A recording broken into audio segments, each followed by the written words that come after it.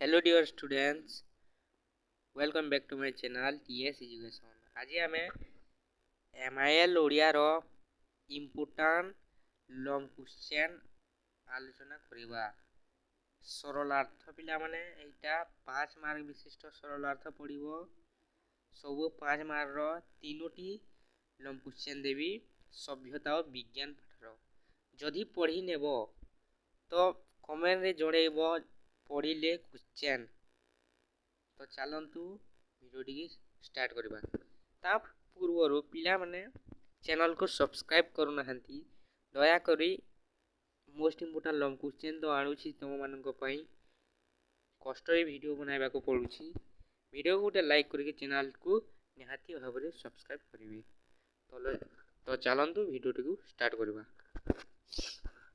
तो देखंतु प्रथम क्वेश्चन देछि त्याग मार्ग रे दीक्षित होई जेते बेले से विषयर मालिक हुए सेते बेले भोग मार्गगामी जातु थारु तार पथ संपूर्ण पृथक हो जाए। मु आंसर पढ़िबिनी, आंसर देखि नियो मु स्क्रॉल करिके जाउछि।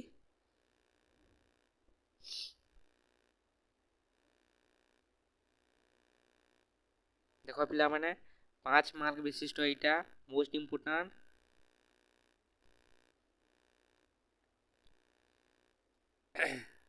देखि सारलो गोटी क्वेश्चन सल्ला तापरे देखो 2 नंबर क्वेश्चन देछि यार शेष फल कोन हेबो ताहार भविष्यत गर्भरे निहित वर्तमान केवल परीक्षण ही चली तार सरलार्थ देखिबा। एटा भी 5 मार्क विशिष्ट।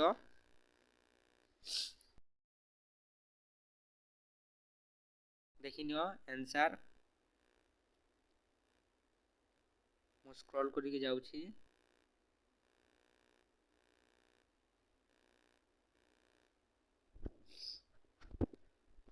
देखिनियो नोट करिके चलो पिला माने।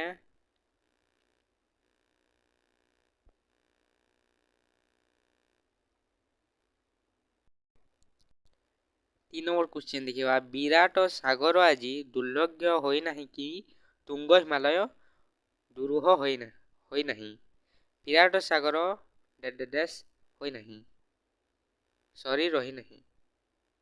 आलोच्य अंशटी विशिष्ट उद्भिद विज्ञानी प्राबंधिक बंशीधर सामंतरायक विरचित सभ्यता और विज्ञान प्रबंधरू गृहीत। एटा मु कहिनुछि लास्ट रे देखंतु एठारे सभ्यतार विकास क्रम रे जड़ विज्ञान रो अवदान संपर्क आलोचना करिया छि।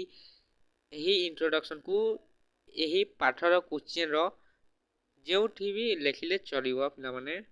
जड़ विज्ञान रो दुईटी शाखा रहिछि, गोटे पदार्थ विज्ञान और अन्यटी रसायन विज्ञान। देखिनियो ताबरे एटा करे थाए ताबरे एटा स्टार्ट हबो सौर जगत। मु कंफ्यूज न हबो बोली एमिति करूछि। देखिनियो पिला माने एटा सरी गला 3 टी क्वेश्चन। एमिति सबु पाठर गद्य वा पद्यर मोस्ट इंपोर्टेंट लॉन्ग क्वेश्चन देखिबा पई चैनल को निहाती भाबरे सब्सक्राइब करनियंतु पिला माने। धन्यवाद।